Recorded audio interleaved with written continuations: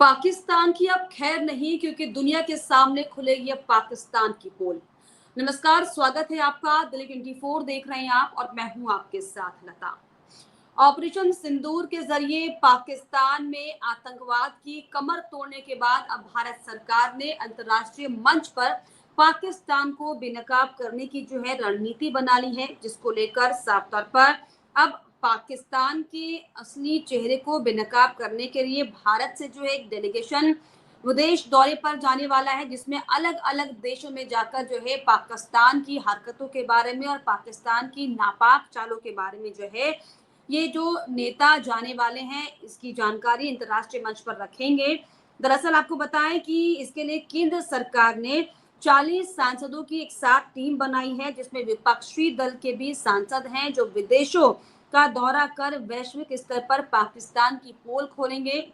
यानी कि इस वक्त पर और इस परिस्थिति में जब जाहिर तौर पर सबको एकजुट होना चाहिए पाकिस्तान के खिलाफ और आतंकवाद के खिलाफ, और ये बहुत ही दिलचस्प ये बात है कि इस वक्त जो है वाकई पूरा, चाहे पक्ष हो चाहे विपक्ष हो, आतंकवाद के खिलाफ जो है एक साथ एकजुट होकर लड़ने की बात कह रहा है। जिसमें जो इस डेलीगेशन में विदेश में जाने वाले हैं, इसमें बीजेपी के नेता रविशंकर प्रसाद, जेडीयू नेता संजय कुमार झा, बीजेपी नेता बैजयंत पांडा, डीएमके नेता कानिमोझी करुणानिधि, एनसीपी की जो है नेता सुप्रिया सुले, शिवसेना नेता श्रीकांत एकनाथ शिंदे इसमें शामिल होंगे। और सोशल मीडिया पर जो है साफ तौर पर इसको लेकर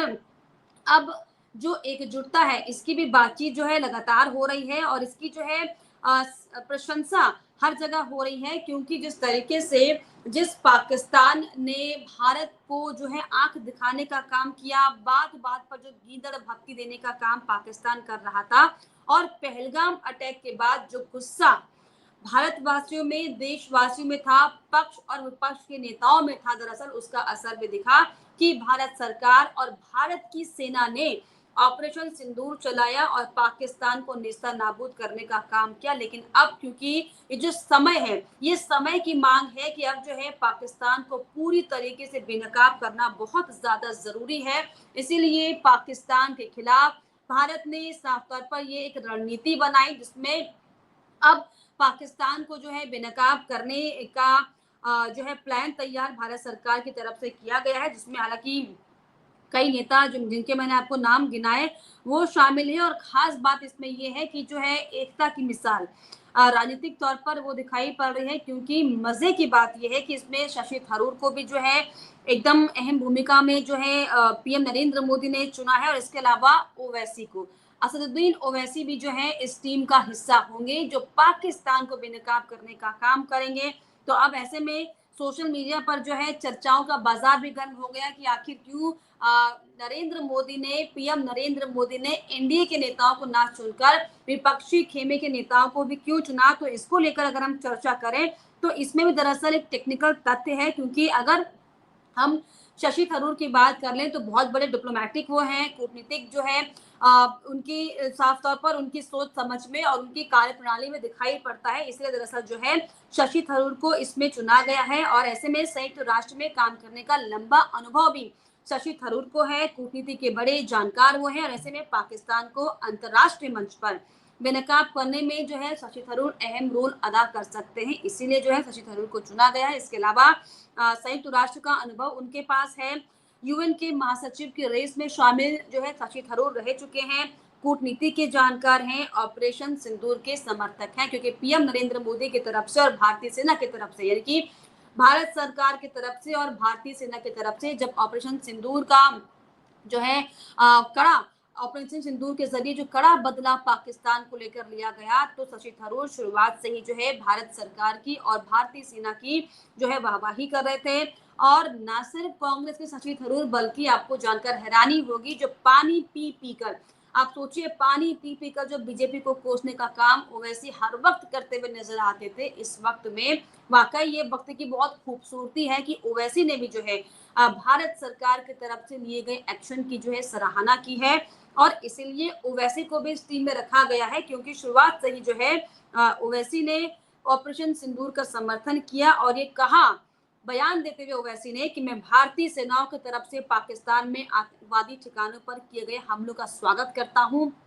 पाकिस्तानी को ऐसी सख्त सीख दी जानी चाहिए कि फिर कभी पहलगाम ना हो। इसके अलावा क्या कहानी ओवैसी को चुनने की है, इसके पीछे अगर हम इसका जिक्र कर लें तो साफ तौर पर ऑपरेशन सिंदूर को लेकर ओवैसी मुखर दिखाई पड़े हैं। मुस्लिम चेहरा वो है, मुस्लिम देशों को आसानी से साधने का काम कर सकते हैं। दरअसल बड़ी वजह है कि ओवैसी को चुना गया। और इसके अलावा लंदन से लॉ की पढ़ाई की है, वकील रहे हैं और तार्किक हैं। तार्किक बातों पर जो है चर्चा करने का